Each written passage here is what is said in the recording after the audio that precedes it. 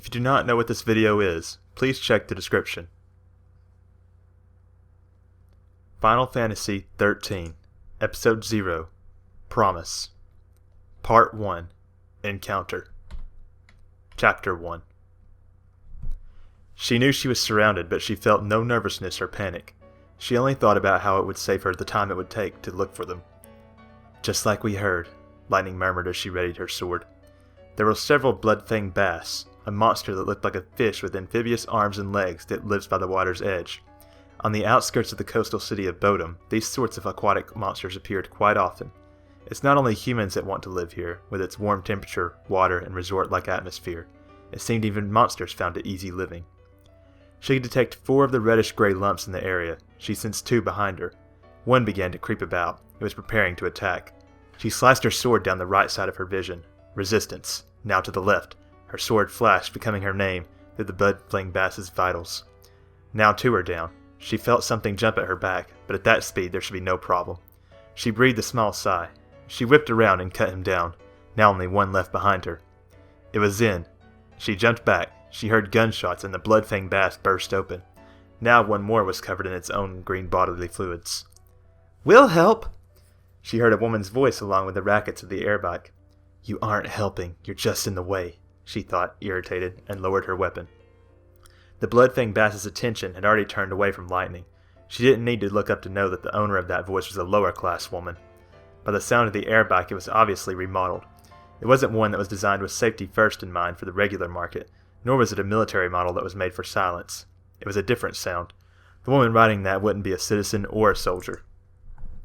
It was not, in fact, the woman who had a gun in one hand while controlling the airback with the other. It was a blue-haired man.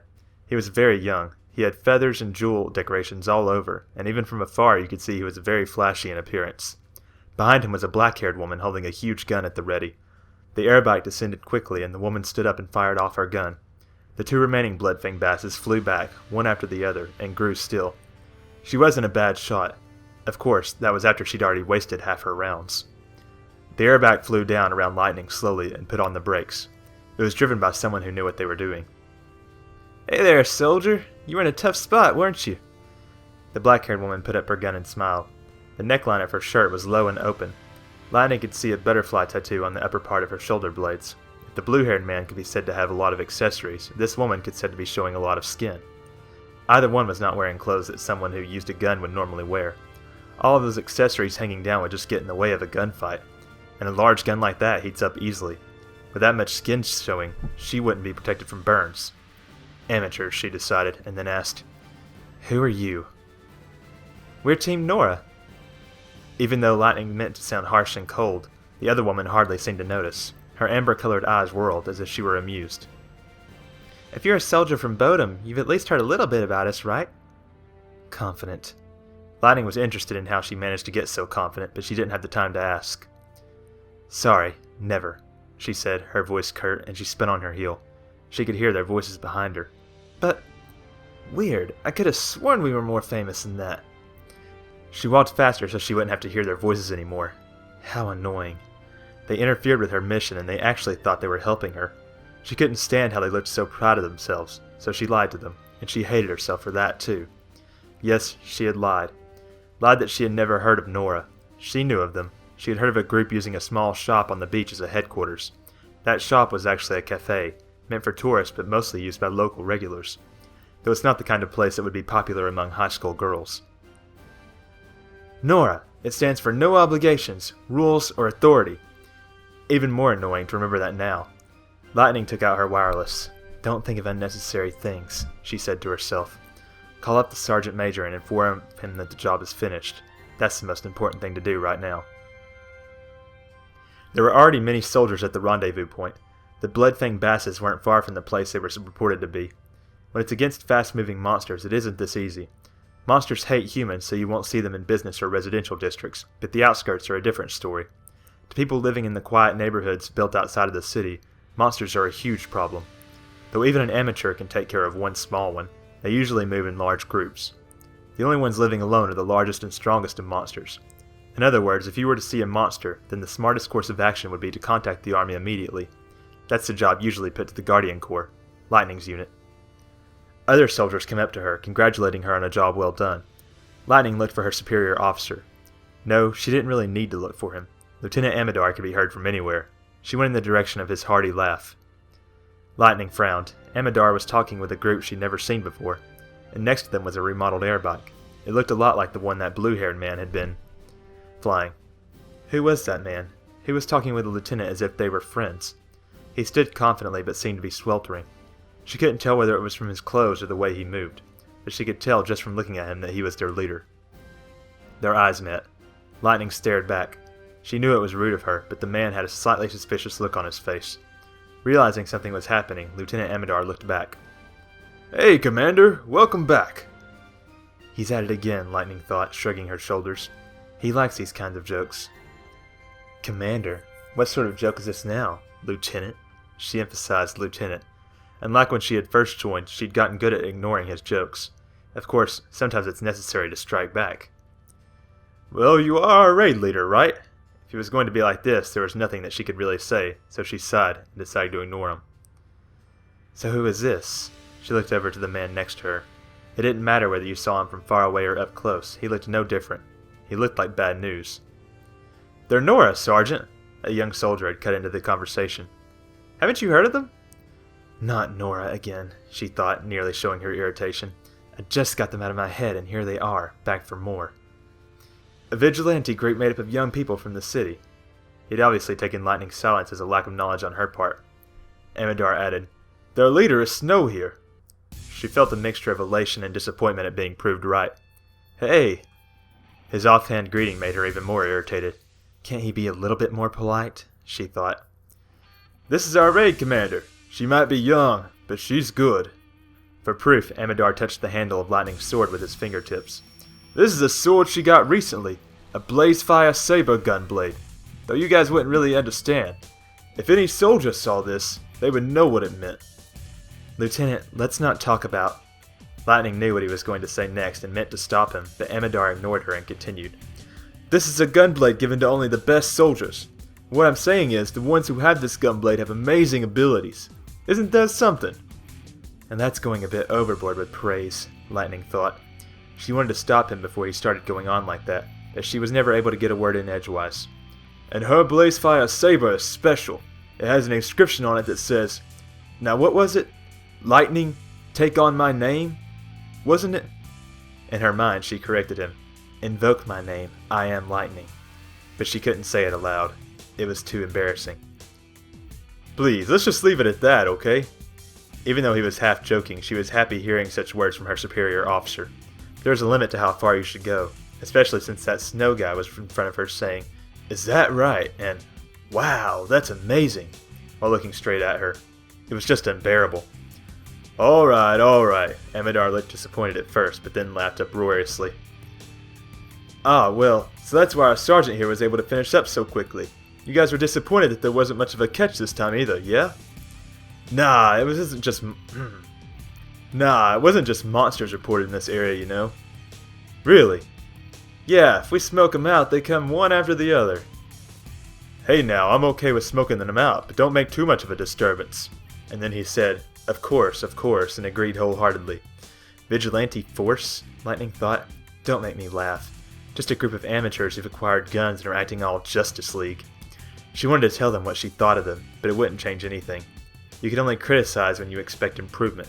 If you don't, then it's just a waste of breath. You guys have a lot of energy, don't you? Why don't you join the army?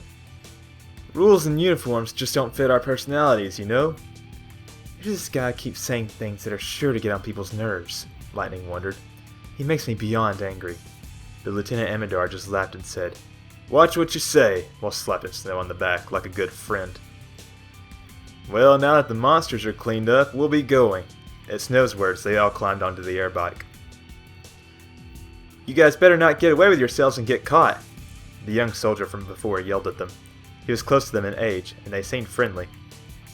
PSICOM's nothing like us. They won't overlook you. PSICOM, Public Safety and Intelligence Command, the secret service within the Army. They only take elite soldiers. The Guardian Corps works closely with the people, so you could say they have warmth. But PSICOM doesn't have that. No, PSICOM would not allow Nora to exist. But a group made up of nothing but regular citizens don't know that, and all the members of Nora scoffed at the young soldier's kind words. "We'll be okay. We're stronger than any army." The leader will be the leader, and the members of the groups are members. But the young soldiers didn't seem to mind and just said, "A little overconfident, aren't you?" while laughing. Not only are they lacking good sense, but they aren't even realizing things that any normal person would realize, Lightning thought. So she thought that ignoring them and forgetting about them would be best. But wait. When she realized what she was doing, she had already followed after them and stopped him. She had to say one thing, just one thing. "Your name is Snow, isn't it?" "Yeah?" Snow had been preparing to take off. He turned around. "You're the one who's been following my little sister around." "Little sister?" "Serah Farron." She hadn't even finished saying Sarah's name before Snow said, "Ah!" and leapt out of the airback, running towards her. "So you're Sarah's sister, eh? Your face looks similar, but you both seem so different." He looked so happy. Lightning felt bewildered. He was like a child who'd found some candy. "Serah said that her sister was a soldier. When we met, I thought maybe it might be you, but you really are her sister." He said her name so familiarly that the irritation she had felt earlier returned to her. She was just getting ready to shout at him when he stuck out his right hand. "Nice to meet you. I'm Snow Villiers." His hand was huge. She thought that maybe because he was wearing leather gloves it made his hand look even bigger. She then realized he was asking for a handshake while wearing gloves. This man really knows nothing about propriety. "Don't get involved with my sister." She ignored his outstretched hand. She didn't feel like being friendly with him. "Why?" Snow's eyes went from his outstretched fingers to Lightning's face and back. He must not have understood what she said. "I said, don't get involved with my sister." Snow pulled his hand back. He finally understood it was being rejected. Even so, he didn't give up, and so he said hesitantly, "And if I did?" "I don't need to answer him. I've said what I planned to say," she thought. She tried to turn her back on him, but something hit her foot. A coconut. It was a kind of coconut that comes from the Bodhum palm tree. If you say palm tree around here, people will think of these trees. It grows quickly and the leaves are big and wide and are enjoyed by people walking on the beach. But they are different from the regular palm tree in that coconuts are not for eating. They are huge and it doesn't matter whether you steam them or cook them, they can't be eaten. Like this man, Lightning thought. "So if I did, then what?" She put her foot down on the coconut. "Don't."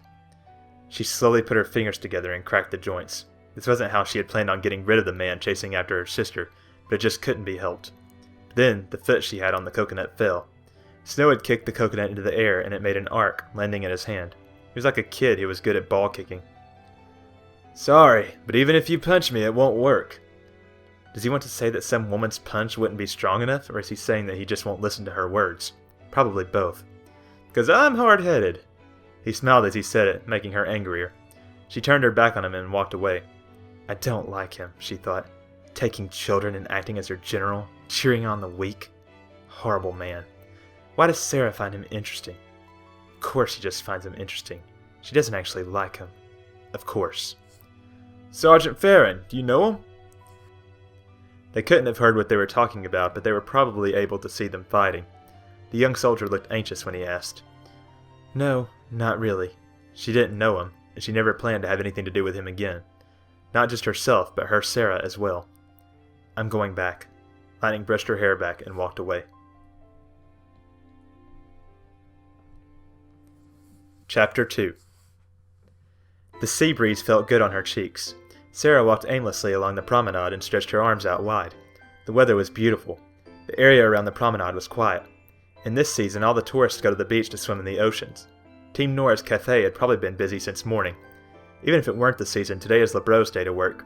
Her cooking always manages to bring in the locals. That's probably why Snow was late. He probably said, "I'll leave the rest to you guys," and then tried to leave, but then one of the regulars dragged him into a conversation. Seeing that image in her mind made Serah smile. "Hey!" she heard a voice say, and she turned around. It wasn't Snow, it was Godot, another member of Nora. Since he was riding the airback by himself, he was probably just returning to work. Or maybe LeBreau had asked him to get some ingredients. "So, he's going to be late, right?" she said as she looked at him and the airback stopped beside her. Though he's shorter than Snow, his large muscles often made people think of him as a giant. When Serah first met him, she thought he looked big and scary. Of course, now she felt different. "Got caught by one of the regulars?" "Bingo, and it will probably take a while, too." I wonder if it's one of those long-winded customers, Serah thought. She couldn't be sure whether Snow or Lebreau had asked Godot to come as a messenger. "Okay, I understand. Thank you." "No, I was coming this way anyway." And with that, Godot said, "See ya," and took off again on the air bike. Serah waved goodbye and watched him leave. The quiet returned, and Serah began walking again. There was a place down near the end of the promenade where seabirds gather. She decided she'd wait for Snow down there. She never got tired of watching the seabirds playing in the waves. Serah wished she had brought something that she could have given them as food. "I love this city," Serah murmured. The birds playing in the ocean, the color of the sky, the leaves rustling gently in the trees, even the beautifully maintained promenade. But this was Serah's last year of high school. She had decided that she would go to the university in the capital city of Eden. It's the road she chose for herself, but just thinking of leaving Bodhum made her sad. Snow always said, "Eden is just over there. We can see each other whenever we want." And he'd smile. Serah would always tell herself, "It's not like we'll never see each other again." Never seeing someone again. That is something Serah understands well. The first one was her father. Even though she wasn't at an age that could understand death, Serah understood she would never see her father again. When her mother died of a sickness, she felt it even stronger, the pain of losing someone forever. Losing someone right in front of you. Snow, too, is raised by the same institution that Godot, Lebreau, and Huge were. They knew the same pain. That's why they look at people with such kindness, even if they don't realize it. "I'm happy," Serah realized.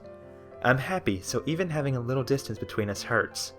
Being able to meet every day and talk about silly things, being surrounded by kind people, it's been so fun that to lose even a little bit of it hurts." "Spoiled brat, you're being greedy." She hit herself lightly on the head with her fist.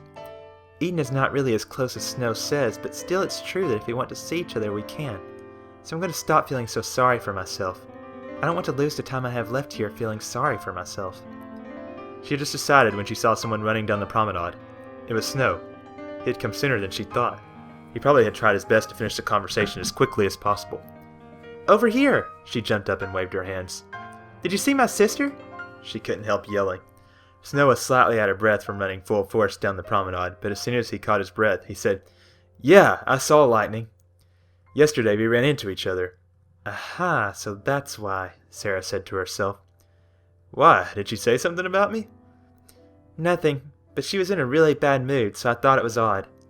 Although she was in a bad mood, she acted the same as always. Lightning never pouts like a child when she's upset. She's always been too proud to show her feelings. But Serah could somehow tell her sister's moods. It's like some invisible field around her slightly changes. If she were to compare it to anything, she would say it's like static electricity. You can't see it, but if you were to touch it, you could feel the shock. "Snow seems to be trying to get himself hurt," Serah thought with a bitter laugh. Lightning and Snow are exact opposites. Snow is faithful to his feelings. What he is thinking shows up in his face and actions, and in his words. His feelings and speech are tied tightly together. He would never lie or cheat. That's why Serah felt she could trust him, but her sister felt differently. "They don't have anything in common. They're like oil and water." "Damn it," Snow scratched his head. "What should we do?" At first Serah didn't get his meaning, but then she understood. "It's okay, you can still come." Next week was Lightning's birthday. Serah got her to take some time off just so the three of them could celebrate together. "Let's tell her we're dating." "Yeah, it's horrible having to hide it." Serah had planned on introducing Snow to her at the birthday party. She didn't want to have Lightning take time off just to introduce him, since that would just irritate her and with being so busy. But Serah didn't want to wait too long before going through with it. "If we just talk to her, she'll understand. She really is nice." Lightning is someone who is not only tough on herself, but tough on others. And once she decided something, she almost never went back on it, so others think she's stubborn. That's how she's been able to protect and care for me, Serah thought. Even though she had still been at the age where you want to be taken care of, she threw her childhood away to become strong for Serah. At their father's funeral, and their mother's funeral, she was there, holding Serah's hand. It was like she was saying, "No matter what happens, I'll be there for you." Serah had never forgotten the warmth of her sister's hand. She had finally found something that Lightning and Snow have in common. Even if their personalities are completely different, there is just one thing. "I love them both," Serah whispered, deep in her heart. "They have that in common." "No, it'll be okay. We have to tell her. We have to get her to accept us." "But if she gets mad, she'll probably kill me." Snow said it as a joke. Serah, trying not to burst out laughing, made her face look serious. "If only that's all that would happen. If she gets pissed, she'll destroy all of Cocoon." "She would, wouldn't she?" Snow furrowed his brows. That was too much. Serah unintentionally let out a laugh, and Snow threw his head back and roared with laughter. I hope one day the three of us can laugh together like this, Serah thought. No, we will be able to. On her birthday. Snow! They heard behind them, after they had been laughing for a while. What's up, Mackie? Snow yelled as the airbike came closer. They're going out. We picked up the Army's wireless communication. Seems there's monsters in the woods. It's time for Team Nora. Got it, Snow said as the airbike came into land. Sorry, Serah, I've got to borrow the General. Okay, Serah jokingly bowed to him. Mackie was only 1 year younger than her, so she felt like he was a classmate. Sorry to intrude, Mackie said, laughing. Snow said, bastard, and pretended to punch him. They were like brothers. Alright, well, I'm going to go home then. Wait, can you wait for me? I want to go shopping with you. For what? Snow closed one of his eyes as he jumped in the airbike. For your sister's present. Oh, a birthday present. I want us both to choose one. You can go on ahead to the shopping mall if you want and look around. No, I'll wait here. I'll just go walk around the vestige. Okay, Snow said, and the airbike took off. We'll clean things up quickly. Be careful, Serah yelled, waving her hand, though Snow and Mackie were already in the sky. She laughed. You really are fast. Chapter 3. She had tried not to look like she was in a bad mood, though she was worried that it hadn't worked. When she had returned home late last night, she didn't really talk much with Serah. I'm tired, she had said, and shut herself in her room. She didn't want to say anything she might regret. Lightning thought if she opened her mouth she would start yelling at Serah to break up with that guy. She didn't want to tell Serah she was against it. She knew her sister's temperament better than anyone. Though she seems to be gentle and weak, on the inside she's tough. If Lightning told her that she was against it just because she didn't like him, Serah would try to change Lightning's mind and keep arguing about it until she did. She didn't want to have to go through that. Lightning sighed and cleaned the tray she used for breakfast. On days she had to leave early, they would eat breakfast together, but on days like today, when she had to leave later, she ate alone. When Lightning got up, Serah had already left. Even so, she had already prepared breakfast. Lightning's work schedule was always changing, and she'd always have to leave quickly. Their father died when they were both very young, and when their mother was alive, she had to work. So Lightning's experience with housework was far longer than Serah's. Serah, however, was a far better cook than Lightning. Serah's just better at choosing delicious food. And I'm a better cook, too. She remembered the conversation she would have with her mother and Serah. She was always happy and smiling. Then their mother fell ill. It was just before she died. After school, Lightning went with Serah to their mother's hospital. Serah kept trying to run, but Lightning held onto her hand, saying, Don't run, it's dangerous, over and over. If it was like always, she would have just been saying that, while trying to run herself. But today was different. Yesterday, when she had arrived home from school, the doctor had contacted her, telling her that their mother's condition had worsened. The next time she goes into a fit could be dangerous, he had said. There was no other family members to tell, so the doctors had no choice but to tell the 15-year-old Lightning the details of her mother's illness. If anything happens, he said, there is a social services program I could introduce you to. He told her many places she could go to get help. There are programs so that children without guardians can live freely. You don't have to worry. You only have to think about yourself and your sister. That's what the doctor said. But with his words, Lightning realized she'd have to take all responsibility now. Did it show in my face? She wondered. Looking back, she felt as if her mother knew what she was thinking. I'm feeling good today. Yes, I think I want to eat some fruit. Serah, would you go and buy some for me? I'll go, Lightning said, standing, but her mother smiled. Serah's better at choosing delicious food. And I'm a better cook, too, Serah said, proud of herself. She left the sick room. There'll be a lot of things you'll have to do now. Not just cooking, her mother said. Serah's footsteps faded into the distance. Lightning's mother smiled at her. Yes, she understands, Lightning thought. That's why she asked Serah for the fruit. Now she'll talk more about what I'll have to do. But she didn't. But you know, you don't have to do it all by yourself. There are a lot of things Serah can help you with, too. But, Mom. She couldn't say anything else. Her mother stretched out her hand and held Lightning close. She stroked her hair like a small child. Lightning felt like she would cry. Cute little spoiled girl. We used to call you that before Serah was born. I don't remember that. Once Serah was born, you became an older sister. You were only 3. Both me and your father no longer could call you our spoiled girl. Her mother's voice was laughing, but Lightning could hear the pain in it. The hand stroking her hair was so thin. After your father died, you always helped me, didn't you? You always watched over Serah. You're such a good big sister. That's why I'm not worried about Serah, 'cause you'll be there for her. Her mother continued, But Serah will be there for you, too. She will help you when it hurts. She will give you strength. Don't forget that. And then her mother said, once more, in a small voice, My little spoiled girl. The condition of her illness changed quickly after that. Lightning had already prepared herself for it, so she accepted it without a word. That day, the moment she was held by her mother like a small child, her childhood was over. She no longer had anyone she could call mother, so she was no longer a child, could no longer be a child. You don't have to do it all yourself. Her mother had said that. The only one who could protect Serah was her. Of course, she realized, I have to do it all myself. I want to be an adult. She felt it keenly. To protect Serah, to make my only little sister happy, I have to become an adult as fast as I can. If I can't be an adult by law, I'll have to get rid of the name my parents gave me and make myself an adult. It's okay, right, if I'm no longer my mother's daughter? In exchange, I will be Serah's guardian. I will protect her. She made a vow in front of her mother's grave. She took a new name, Lightning. At the sound of her holster falling, she came back to herself. She hadn't even realized, but she had already gotten dressed. She smiled humorlessly. It wasn't even time to leave yet. But she had woken up earlier than she'd planned. Probably because of what happened yesterday, she wasn't able to sleep very well. Understandable, she said to herself for the millionth time, and sighed. It just had to be that guy. She wasn't the type of overprotective sister that would want to chase away all the guys who talked to her little sister. She wanted someone who would make Serah happy. She wanted someone who would protect her. She wouldn't let anyone who couldn't do that near her. He didn't have to be a smooth talker or extremely handsome. He just had to treat her well and be willing to protect her. But that man can never protect her, Lightning thought. He's just some guy playing King of the Mountain.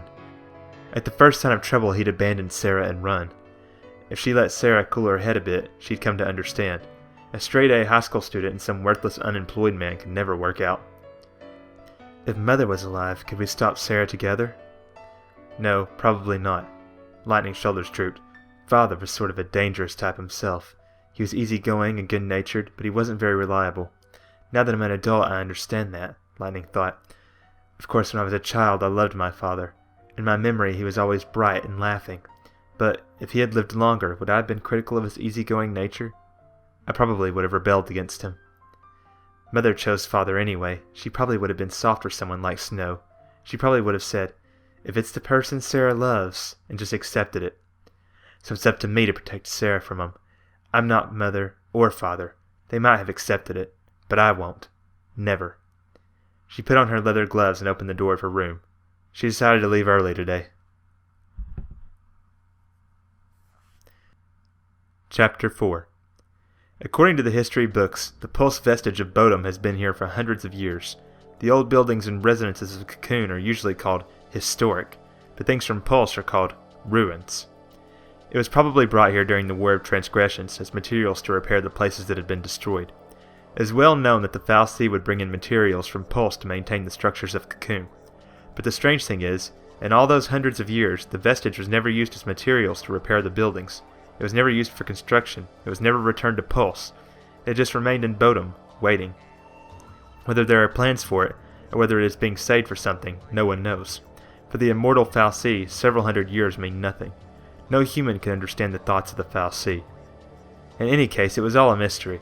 Perhaps those close to the government knew something more, but a regular citizen like Serah knew nothing. No matter how many times I see it, I still think it's strange. Serah looked up at the towering ruins. Who could have built this? Normal humans cannot live on Pulse. Frequent natural disasters and violent monsters running rampant make it impossible. She had heard that the only ones living there were practically barbarians. There's no way they could have built such a large, complicated structure. She had heard also that on Pulse there are fal'Cie just like there are on Cocoon. But unlike Cocoon's fal'Cie, who only bestows blessings on the people there, the fal'Cie of Pulse bring destruction. If that's the case, then the vestige couldn't have been built by the fal'Cie of Pulse. If it had been built by something as terrible as that, then it would have been dangerous to Cocoon, and Cocoon's fal'Cie would have destroyed it and used its materials. But if it wasn't the fal'Cie of Pulse, and it wasn't the barbarians, then who had built it? Many books and papers had been written on the subject. Everyone wanted to know, but no answers were found. It's an ancient story. That no one could figure out the answer was understandable. Serah became interested in history because of mysteries like these, and because of that her grades in history became much higher. She sometimes thought that if she hadn't grown up around the pulse vestige of Bodhum, that she wouldn't have become as interested in history, but she didn't know for sure. There was nothing like an unsolved mystery to exhilarate Serah. Even if there was no right answer, it was fun just imagining what it could be. Of course, if the mystery was solved, that would make it even better. If only I could go inside. But there were no entrances to the vestige. There was no information reported about what was inside. Whether there was open space just like any building or not was unknown. Serah touched the outside. It wasn't made of stone or metal. It was cool to the touch. No, it was probably some sort of metal, just not a kind that she saw every day, or at least not one used for buildings. When it was made in pulse, it probably felt very different. It had been worn down by the wind and rain of cocoon for hundreds of years. Probably not only the texture had been changed, but the color and shape may have changed as well. Serah looked up at the top of the ruins and slowly walked around it, keeping her gaze at the top. When she did that, it looked as if the ruins were moving. When she was little, this was something her sister had shown her. She heard that her father had shown her sister. Serah had been there when he had shown it to her, but she couldn't remember. It never changes here, Serah thought. 5 years before, 10 years before now, so probably 5 and 10 years from now it will be the same too. Even after I die, she thought, it will probably still be here, unchanged. Then she felt something strange. On the outside wall of the ruins she felt a change under her fingertips. Surprised, Serah looked at the wall. The outside wall had shifted, and that shift opened up into the inside. Serah gazed in wonderment at the inside. It's open? Since when? When she had been here a couple of days earlier, there had been no change. She had been visiting the vestige since she was little. She would never miss even the slightest change, especially not one as big as an entrance. Perhaps the government research team had finally managed to open it. Serah walked a ways inside. Is anyone here? There was no answer. There were no guards, so it probably wasn't a research mission. It'll be okay if I just look around for a little bit. Right?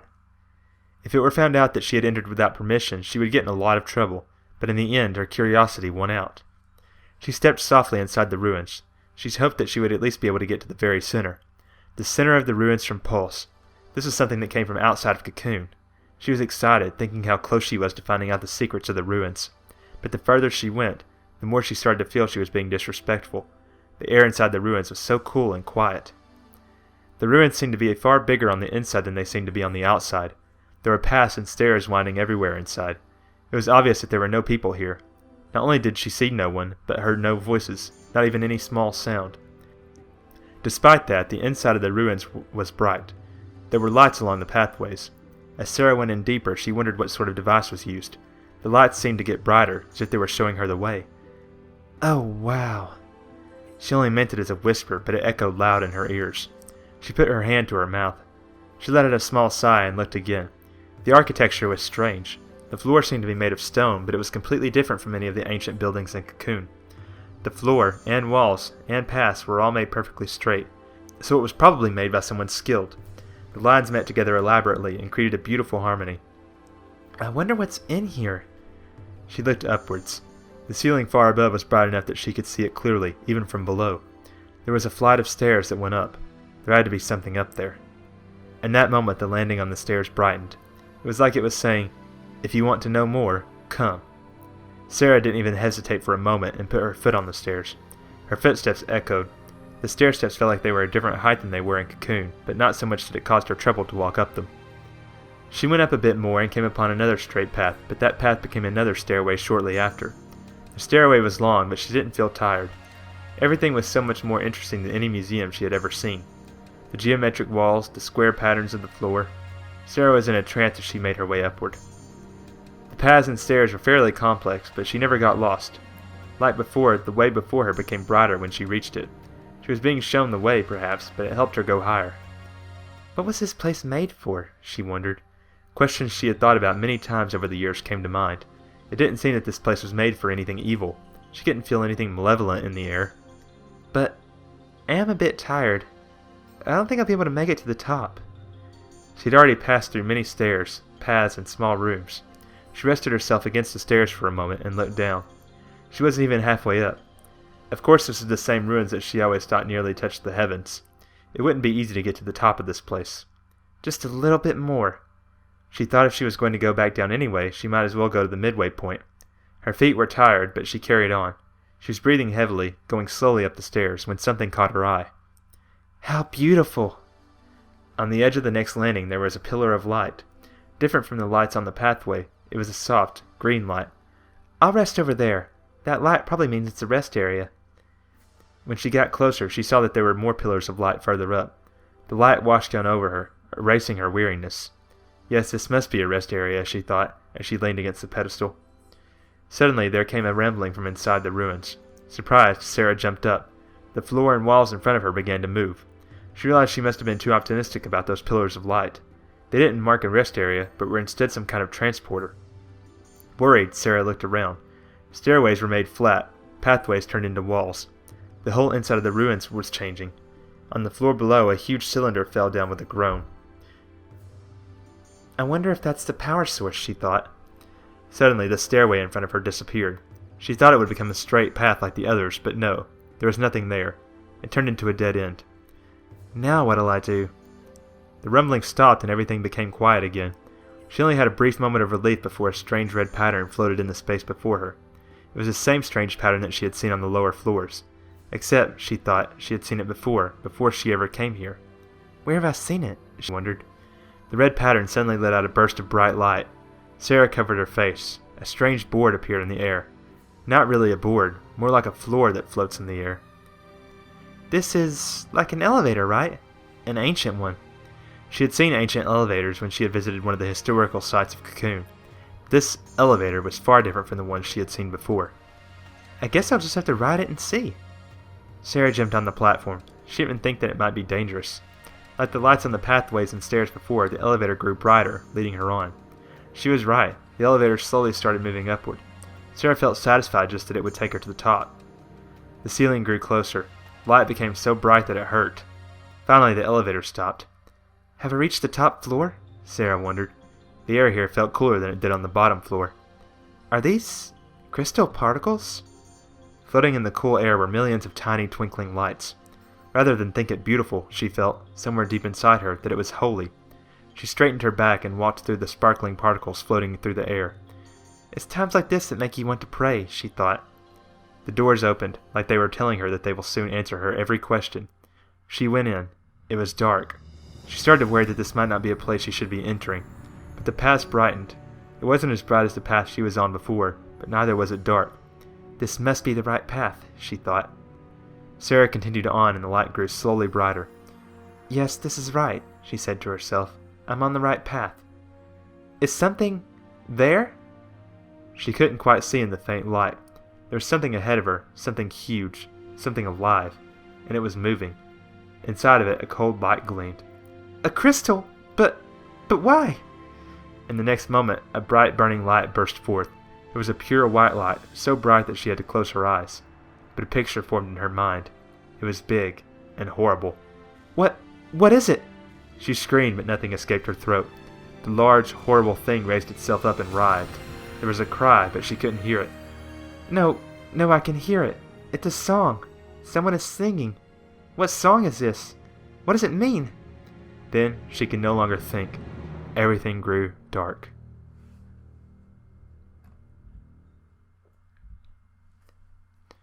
Chapter 5. Lightning thought she would just walk around aimlessly for a while before heading to work, but found herself at the shopping mall. Every year, tourists come from all around for the fireworks festival in Bodhum. The festival had been around since ancient times, and there were quite a few legends surrounding it, the most popular being, if you pray to the fireworks, your wish will come true. Just that. Nothing else required. All you have to do is pray. Probably because it was so simple it had been believed in for decades, possibly longer. Everyone has wishes. No matter how happy you are, there will be something that could make you happier. That's why on the night of the festival, Bodhum's gates swell with many times the usual number of people. With that many people gathering together all at once, accidents are bound to happen. So on festival night, Bodhum's Guardian Corps are out on patrol. That night, Lightning would be responsible for the area between the shopping mall and the beach. It's probably a good idea to check out my area beforehand, she thought. I can figure out where each store is, decide where I will assign my soldiers, and what I should move to prevent accidents. For example, I should put a lot of people around this accessory shop, or at least tell them that they should be on guard. Any shop with jewels in it would be in danger of robbery. She looked in one of the windows and something caught her eye. A large pendant hung from a delicate chain was on display. The pendant was of cocoon and some sort of strange-shaped object. Lightning didn't know much about jewelry, but it looked like something Serah would like. Walking around and looking at all the things in the mall made Lightning realize how long it had been since she'd window shopped like this. Probably since the last time she went shopping with Serah. It's been a long time since the last time we went shopping together, she thought. Ever since I joined the army. She suddenly felt guilty. After joining, she thought that once she had gotten used to her job, she would make it up to Serah. But then a year passed and she was promoted and given more responsibilities. She got even busier. Before she knew it, not only were they not going out together, they were hardly speaking with each other. When she joined, Serah was still in middle school. She was probably worried about what she would do after school or her relationship with others. Everyone has problems when they are that age. She probably wanted to ask Lightning's advice on a lot of things. But no, Lightning had been too busy at work to listen. Serah had probably been lonely. She probably just wanted someone to talk to. That's probably how she got drawn to a show-off like Snow. If that's the case, she thought, then this is all my fault. If only I'd been there for Serah. Even if I was busy, I could have made time for her. Why didn't I? I swore before our mother's grave that I would protect her, but I only made her feel lonely, so much that she got in with that horrible man. And it's all my fault. Oh, how cute! Lightning turned at the merry voice. A mother and son had stopped in front of a transportation container at the pet shop. You like this kind of thing, Mom? What?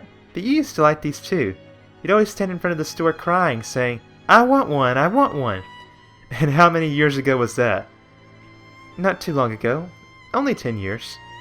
Mother and son were both looking into the container. Even from behind you could tell they got along well. The son's hair was cool silver, while the color of the mother's hair was much warmer. Even though their hair color was different, their faces looked alike. And they say boys usually look like their mothers. His height made him look about 14 or 15 years old. The bright orange jacket he wore made him look even more that age. I was that age when my mother died, she thought a little sadly. These are really good with kids. They're clever and become easily attached to their owners. The pet shop owner told them all that as he took a small bird from the container and put it into a cage. It was a chocobo chick. These are sold out everywhere right now. Our shop in Uriday just got some the day before yesterday and already they're sold out. We're gonna have to send them replacements soon. When we were children, they weren't as popular as they are now, Lightning thought, but a few people in her class had had baby chocobos. Serah had a friend that she would often play with that had one, and her eyes would always sparkle when she would talk about it. So would you like to buy one? Oh no, unfortunately we're on vacation. It'd be too far to take it all the way to Palimpolam. When she heard the word vacation, Lightning suddenly got an idea. A vacation? That might be a good idea. It would be a good way to make it up to Serah for making her so lonely. She could take Serah away somewhere. Though she wouldn't be able to take a long vacation, if she put a bunch of her days off together, they could go on a short trip. Once the festival was over with, their schedule would probably be more flexible, and she could put in for some time off. On my birthday, she thought, we could talk about it. They always spent her birthday making dinner together. Then Serah would give her a present that she had put a lot of thought into. This time she would be able to say thank you for the gift by telling her they would go on a vacation. Just the two of them. While they were on vacation, she would listen to anything Serah wanted to talk about, to make up for all the time they hadn't talked. They would have a fun time and eat delicious foods. Of course, when they got back from vacation, she would make enough time to talk with Serah. She wouldn't let her be lonely anymore. If she wasn't lonely anymore, surely she'd open her eyes and realize that she'd almost been duped by that horrible man. And then she'd go to the university in Eden. If she would made a lot of new friends and saw new places, surely she'd forget completely about Snow. Lightning decided it was an excellent idea. It was all thanks to that mother and son who gave her the idea. She turned around wanting to say thank you, but they were no longer in front of the pet shop. She saw them walking away together in the crowd. They looked so happy. It made her feel warm inside thinking about them. Thank you, Lightning thought. I hope you enjoy the rest of your vacation. Chapter 6. In the darkness she heard a voice. It said, "L'Cie." It was a voice that sounded as if it would disappear in an instant. Why? This was a different voice, a clearer voice. Why did you choose someone from Cocoon? Who was talking? What were they talking about? She wanted to ask, "Who are you?" But she found she couldn't speak. Nor could she open her eyes or move her fingertips. She couldn't move at all. She felt like she was floating. What is happening? She wondered. Just as she thought that, the darkness became deeper. Without even thinking to fight it, she sank back down into unconsciousness. She felt warmth on her eyelids. Opening her eyes, she saw blue sky above her. Not only the sky, but the outside of the vestige. How she came to be outside, lying on the ground, was a mystery. Timidly, she tried raising her right arm. She could move it, so she tried her left arm. Oh good, she thought. I can move both hands. She slowly lifted herself up, but got a bit dizzy. With both hands against the ground, propping herself up, she sat for a moment. What just happened? She thought. I was walking around the ruins, and then I saw that an entrance was open, so I went inside. And then there were many stairs that I climbed, up and up and up, deep into the ruins. I saw a large crystal, and then a pure white light. After that I can't remember anything, as if that light burned it all away. What happened? What was that light? Why did you choose someone from XIIII? She remembered that voice. Was that a dream? Probably. She'd been flickering in and out of consciousness, and there hadn't been any signs of humans in the ruins. But before she lost consciousness, she saw that strange thing. No, not strange. Horrible. Repulsive. Its name? No, it was a dream. It was a horrible nightmare. But, Serah thought, if I am here, then that means that someone has to have been inside the ruins. I was unconscious. Someone had to be there to carry me out. She searched her memory. There was one other thing that she had heard. Yes, l'Cie? L'Cie? That l'Cie? No. Serah shook her head. The l'Cie are nothing but an old story, more like a fairy tale or a legend. There was a dull throb from deep inside her head. When she fell, she had probably hit something. She wondered whether she had gotten hurt anywhere else. She moved her legs, but they didn't hurt. She raised her head, but she did not get dizzy again. Holding onto the wall of the vestige, she pulled herself up. Her legs shook a bit, but she could stand. She wasn't injured. She breathed a sigh of relief. Then her eyes fell on the black dirt covering her left arm. Ugh, she thought, turning to look. What is this? She had a black pattern covering her upper arm. It was too elaborate to have been drawn on as a prank, but it was different from the tattoo that Lebreau had on her shoulder. Hope I'll be able to wash it off. If I can't, what'll I do if I can't? She touched it with her fingertips and started. She had seen this pattern before. It was a complex pattern made up of many arrows. The pattern on her arm wasn't exactly the same, but it was similar. Yes, she had seen it several times before in the vestige, the same one she had seen in that red light. Oh, Serah said softly. She had just remembered. When she had first seen the pattern in the ruins, she thought she had seen it somewhere before. Yes, she had definitely seen it before. A long time ago from something she had borrowed from the library. A long time ago when enemies were sent from Pulse to attack XIIII, the fallacy of XIIII changed humans into l'Cie, making them its servants and giving them special powers. The l'Cie fought to protect XIIII. It was written in the records of the War of Transgressions. The fallacy of Pulse also created l'Cie from the barbarians, and sent them to XIIII. It was on that page she saw the pattern, the same pattern that was now on her arm. Below it had said, The Brand of l'Cie. Pulse. Reproduction. I'm a l'Cie? A l'Cie of Pulse. No, that can't be. This is just some cruel joke. Some joke from that voice she had heard in the ruins. Why did you choose someone from XIIII? Her heart skipped a beat. Those words. It was like they were saying, You wouldn't normally choose someone from XIIII. And that means there must be people outside of XIIII. In Pulse? Of course, the ruins came from Pulse. That voice had been saying, Why did you choose someone from XIIII when you would normally choose someone from Pulse? The voice saw nothing strange about the choosing, which meant that the voices knew that places where l'Cie are chosen, and the one who chooses the l'Cie is the fallacy. Which means, Pulse's fallacy is inside the ruins? Now everything made sense. The crystal particles in the air, the huge crystal she saw before losing consciousness. If the fallacy was there, it all made sense. Serah saw the fallacy, which made her into a l'Cie. From the fallacy of Pulse, the one who brings disaster on the people of XIIII. The l'Cie chosen by XIII's fallacy were holy servants, but the ones from Pulse's fallacy were pawns of the devil and enemies of XIII. No, it has to be a lie. It can't be. Serah rubbed at the black mark on her arm until it hurt. It didn't come off. This is just some horrible joke.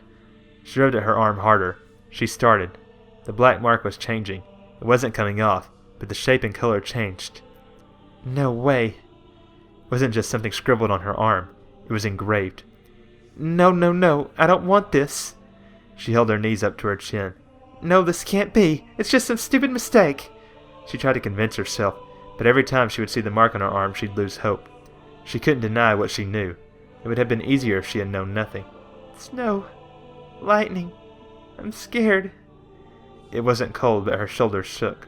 The tears rolled down her face. Help me, Snow. She only cried for a moment. Snow will come back soon, she thought. I don't want him to see me like this. This horrible mark. Now that I'm a danger to Cocoon. She steadied her shaking legs and stood. I have to leave here, she thought. Now, before Snow comes back. It was only that thought that kept her moving. Chapter 7. Where would Serah like to go? Lightning wondered. Just thinking about it made her smile. Walking around the shopping mall, Lightning's footsteps felt lighter than usual. It had been her first time at a travel agency, but the staff there was kind to her. There were plenty of places they could go even on a short vacation, they had told her. They even had sent the information data to her home address. Now on her birthday they could look through them and make plans.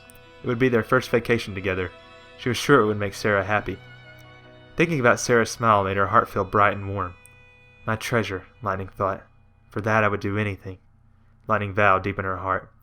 I'm sorry, Serah, she thought, for having not been there for you. But I won't make you feel lonely anymore. I won't use my job as an excuse, I promise. She felt like she had been running forward ever since her mother's death. I shouldn't have to hurry anymore. I should take time to stop and relax. For Serah, and for myself. In the crowd she saw two oddly dressed people. One was a black-haired woman whose clothes were similar to the flamboyant man and the bare-skinned woman that she had seen yesterday. I seem to be fated to meet black-haired women lately, Lightning said to herself. But unlike the woman yesterday, this woman seemed to have a wild fearlessness about her. Maybe it was just the design of her blue clothes that made it seem that way. It was probably the cutting edge of fashion or something like that. The woman with her was wearing the same kind of clothing. They were probably wearing the same clothing brand. Perhaps they were visiting from Eden. I don't understand anything about fashion, she said, sighing. You don't understand what? A familiar voice said behind her. It was Lieutenant Amidar. Lightning made a slight bow and pointed to the two women she was watching earlier. The clothes those two are wearing. They weren't there anymore. Perhaps they went into some store. Two women? No, never mind. I was just saying how I don't know much about the latest fashion. Including those two I saw yesterday, she added silently. I don't get it at all. Well, maybe not you. But what about your little sister? Isn't she interested in the, latest fashion? She said that she wanted to wear those kinds of clothes. I wouldn't allow it, she was about to say, but stopped. Amidar was just leading her on again. Lightning laughed humorlessly. That's the lieutenant for you. It's unusual to find you at the shopping mall before work, Sergeant. Doing some shopping, perhaps, for the latest thing? Let's stop talking about that, please. She said it so curtly that Amidar gestured with his hands that he was giving in. I'm looking the area over since this will be my patrol area during the festival. There will be quite a lot of changes to make around the shopping mall. I'm happy that she worked so hard. Don't you think that you should wait until the day of the festival to do that? Well, why are you here, Lieutenant? She decided to tease him right back. She already knew the reason. They had known each other for a long time. Well, the same as you. There'll be nothing for you to do then, will there? An old guy like me can get pretty forgetful. I'll forget by the day of the festival. They looked at each other and laughed. I hope everything goes smoothly at the festival this year. In 8 days, the sky above Bodhum will burst with fireworks. It will be the night people who want their dreams to come true will gather. The next day would be Lightning's 21st birthday. It would be the first time in a long while she would really be able to talk with Serah. Thinking about it made her heart thrum with excitement. Uh-oh, we can't just stand around here all day. It's time. Let's go. Lightning straightened her clothes and looked ahead. It's time for work. It was time for her to become a soldier. Understood, Lieutenant. The afternoon sunlight was bright. Weaving between the happy shoppers, the two of them walked quickly. She heard people talking of silly things and laughing brightly. The seaside city of Bodhum was full of sights like these. Lightning watched them, still believing that Serah was watching them too.